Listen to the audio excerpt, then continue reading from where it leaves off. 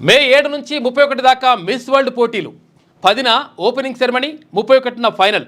25 రోజుల పాటు 22 ఈవెంట్లు ఉంటాయంట. ఏది హైదరాబాద్లో జరుగుతున్నాయి. ఇవి హాజరు కానున్న 140 దేశాల కంటెస్టెంట్లు. మిస్ వరల్డ్ పోటీలతో తెలంగాణ విశ్వవ్యాప్తం అని చెప్పేసి మంత్రి జూపల్లి కృష్ణారావు అంటుండు. ఇక వీటిపై రాజకీయం చేయొద్దని ప్రతిపక్షాలకు విజ్ఞప్తి చేసిండు. 72వ మిస్ వరల్డ్ పోటీలకు తెలంగాణ ఆతిథ్యం ఇవ్వనుంది. ఇక మే 7 నుంచి 31 దాకా హైదరాబాద్లో మిస్ వరల్డ్ పోటీలు జరగనున్నాయి. 25 రోజుల పాటు 22 ఈవెంట్లు నిర్వహించనున్నారు.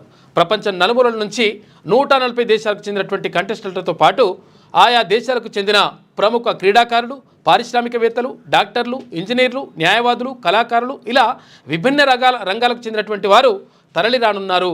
Miss World pre event press కాన్ఫరెన్స్కు హాజరైనటువంటి 2024 మిస్ వరల్డ్ క్రిస్టినా పిజ్కోవా ఇక్కడ కనిపిస్తూ ఉంది. అయితే మొత్తం మీద ఇక్కడ మిస్ వరల్డ్ పోటీలను నిర్వహించడం అంటే పర్యాటకాన్ని అభివృద్ధి చేయడం, తర్వాత హైదరాబాద్ని ప్రపంచవ్యాప్తంగా బాగా తెలిసే విధంగా చేయడం, తర్వాత ఇక్కడ ఉన్నటువంటి బిర్యానీ కానీ, హైదరాబాద్ బిర్యానీ కానీ, హైదరాబాద్లో ఉన్నటువంటి చార్మినార్ కానీ, ఈ చుట్టుపక్కల ఉన్నటువంటి వరంగల్లో ఉన్నటువంటి పోర్టు కానీ, ఇట్లా రకరకాలుగా ఇక్కడ ఉన్నటువంటి పర్యాటకాన్ని కూడా పరిచయం చేసినట్టు అవుతుంది.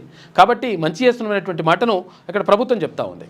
అయితే ప్రతిపక్షాలు ఏమంటున్నాయంటే ఇక్కడ మహిళలకు 2,500 రూపాయలు యువశాతం కాదు కానీ 250 కోట్ల రూపాయలు పెట్టేసి ఇక్కడ మిస్ వరల్డ్ పోటీలు నిర్వహిస్తారని చెప్పేసి అక్కడ బీఆర్ఎస్ అంటా ఉంది.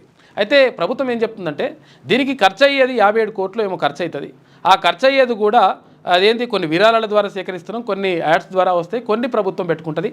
కాబట్టి దీన్ని రాజకీయం చేసేసి ఇట్లా రకరకాలుగా చేయొద్దు అని చెప్పేసి ప్రభుత్వం చెప్తున్నటువంటి మాట. మొత్తం మీద మిస్ వరల్డ్ పోటీలకు వేదిక కానుంది హైదరాబాద్.